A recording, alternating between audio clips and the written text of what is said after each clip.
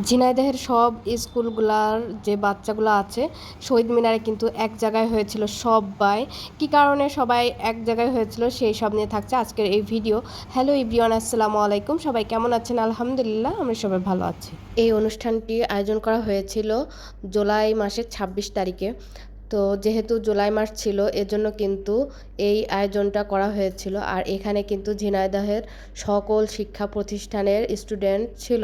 আমার হোয়াটসঅ্যাপে একটা মেসেজ আসে, আর এটা আসে সাজার স্কুল থেকে। তো সেখানে লেখা ছিল যে এখানে অংশগ্রহণ করতে হবে আর সকল স্টুডেন্টই এখানে অংশগ্রহণ করতে পারবে। তো জাস্ট আমি এখানে নিয়ে গেছিলাম যে যাই হোক সে অংশগ্রহণ করুক, কারণ এত স্টুডেন্টের ভিতরে সে কোনোভাবেই পারার কথা না।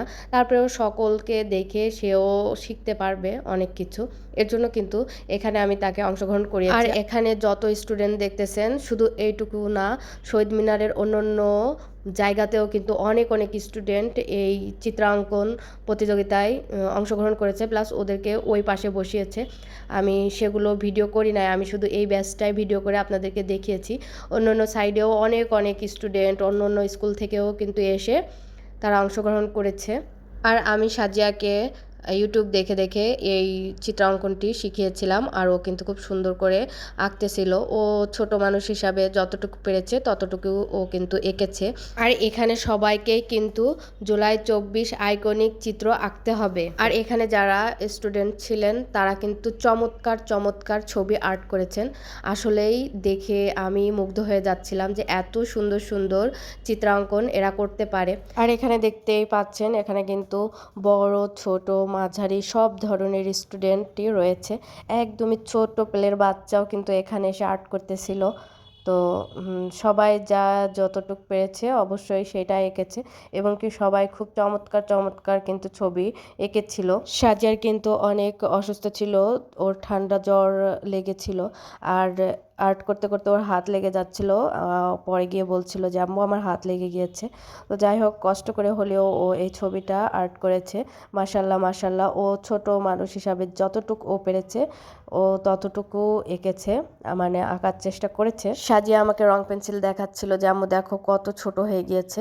তো আমি ওকে বলছিলাম যে হ্যাঁ, আমি পরে তোমাকে একটা রঙের সেট কিনে দিব, এখন আপাতত ওইটা দিয়েই কাজ চালাও। একটা থেকে অনুষ্ঠান শুরু হওয়ার কথা ছিল, সেখানে অনুষ্ঠান শুরু হতে হতে প্রায় 1:40-এ স্টার্ট হয়েছিল। তারপরে গিয়ে এক এক করে এক এক স্কুল থেকে আসছিল, তাদের টাইম নির্ধারিত দেওয়া ছিল 1 ঘন্টা করে প্রত্যেক জনার জন্য আর কি টাইম দেওয়া ছিল। তো 1 ঘন্টার ভিতরে সুন্দর ছবি আর্ট করা যাবে। তো ও কিন্তু এই যে ছবিটা আর্ট করে ফেলেছে, তবে ও কিন্তু কোনো কিছুই আসলে হয়নি, ও যে অংশগ্রহণ করেছে এটাই অনেক। আর বিকালে কিন্তু রেজাল্টটা দিবে বলেছে, আর এটা ঝিনাইদহ পায়রা চত্বরে গিয়ে জানতে হবে যে কি হয়েছে।